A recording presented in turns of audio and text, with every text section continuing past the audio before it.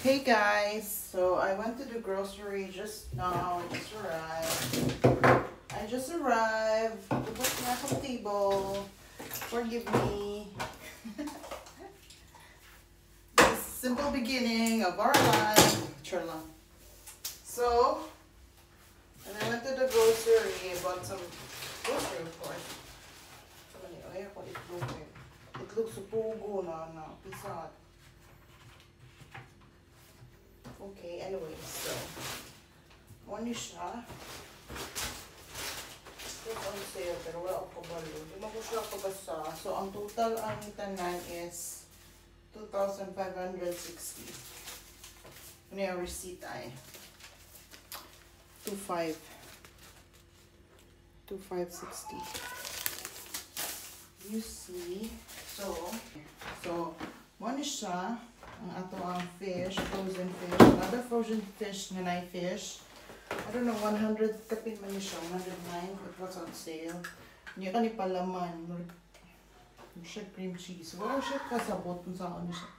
Pero kung bitang palaman kasi kung bread. Then ground beef. Then ako ay banana. Then yogurt. Long itlog kayo. How asli siya. Yogurt sa mga kiddos.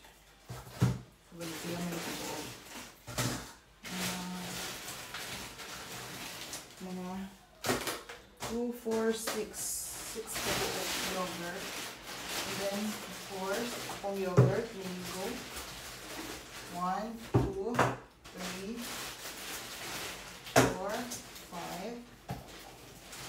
Then finally, nakapalit kong soy sauce. Pero para siya sa sushi, but at least na soy sauce.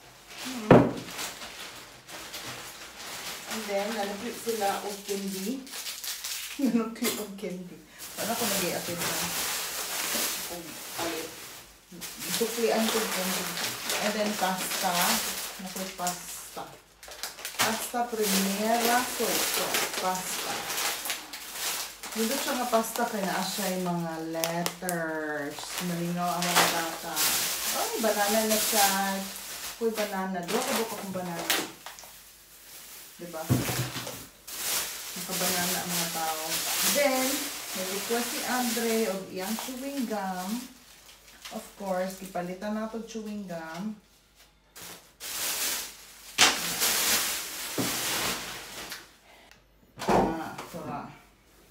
And then, na ako'y milk.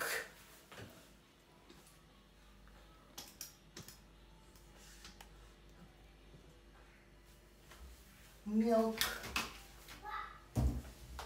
1.4 siya liters. Duha ka milk. Okay. So, kaya mag-milk mga babies. And then juice. Strawberry juice o apple juice. Pila ni ka liters? O buwa ko kabalo pila ka liters. 0.93 liter to ra. Almost 2. Wala na siya. So, mana ni akong 2.5. Akong 2.5. Mana ni akong grocery. Akong ibalihang camera. So, manin ako pagpaliron. So, manin ni ako ang 2.560.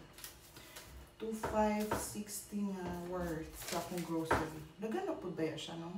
Hindi na siya malalis na naka-meat, na naka-fish, na naka-pasta, naka-yogurts, naka-butter, naka-egg, naka-milk, juice, naka-milk, naka-banana, naka-fruit. Okay na siya, no? 2.560 asa ka. Diba? Moro to. Bye!